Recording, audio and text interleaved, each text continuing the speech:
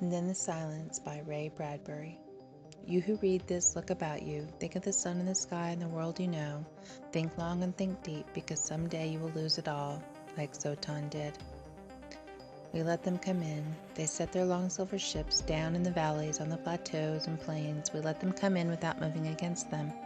All of us watched and waited and communicated to ourselves about the invaders. It was almost a joke. We knew they were coming, yes, we knew. We heard them coming across space. We counted 1,000 of their projectiles shooting through the void. They were running away from something. They had to run. Their planet, which they called Earth, was no longer habitable. They built ships and escaped from Earth before it was too late. We all saw them land, and we heard the vibration of their sharp, unthinking words. They had a leader, a tall man with lean steel shoulders and a white, quiet face. He spoke to his people about the trip, the sacrifice, the new world to live upon. The scale of his voice vibration was this: we are here through the grace of God.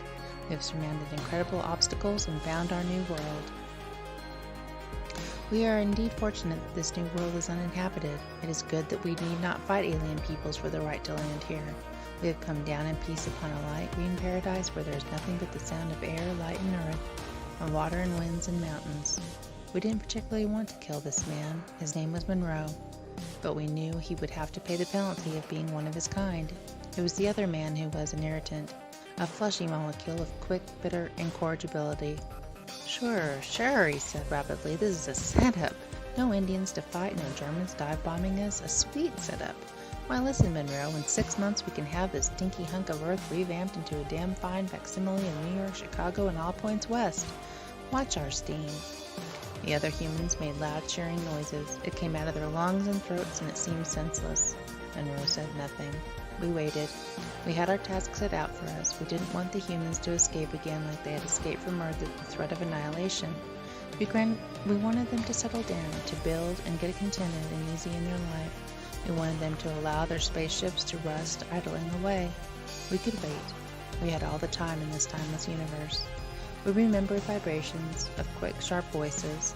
Be on the watch, Carlson. There may be nomadic tribes of people on this world. There may be strange diseases and stranger animals. We can't have any wars now. We can't afford war. Yes, sir, I'll watch close. And they did watch, but they didn't see anything. They walked in pairs, male and female. They stood on mountains. They strolled in wild brush gullies near naked dry sand river hollows. They smelled the edged air of Zotan like vigorous wine. They saw a sun go up in the sky and come down in the sky, and they saw the stars wheel with cosmic majesty from horizon to horizon. They saw seasons come and go, and at last they were very sure there was no danger. That was what we had anticipated. They thought they owned Zotan. They thought it was theirs for good and all. They made many words about it, printed and spoken. They sang ballads about it, toasted it in liquors, dreamed of it in dreams. We let the first generation and the second generation die of its own accord from its own inherent diseases, its cultural conflicts, and social degenerations. We let them build far and wide, their web and shuttle and vice of steel. They put boats on the rivers, they put planes in the sky. They put moles on the ground.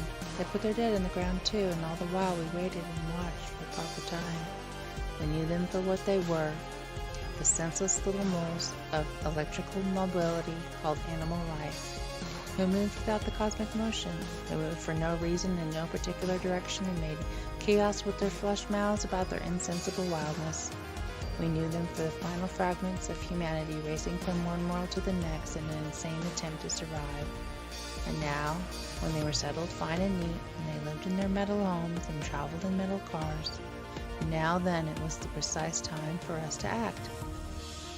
The more curious of them may have prophesied something by the simple act of perceiving the quiver of a tree branch, or the tongue of wet salt green lapping along the soundless shores of the sea, or the movement of the wind ever so slight.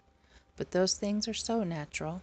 In fact, they are the only natural, rhythmical things in the universe, where they have taken their place. All else is unnatural, and therefore must not long exist.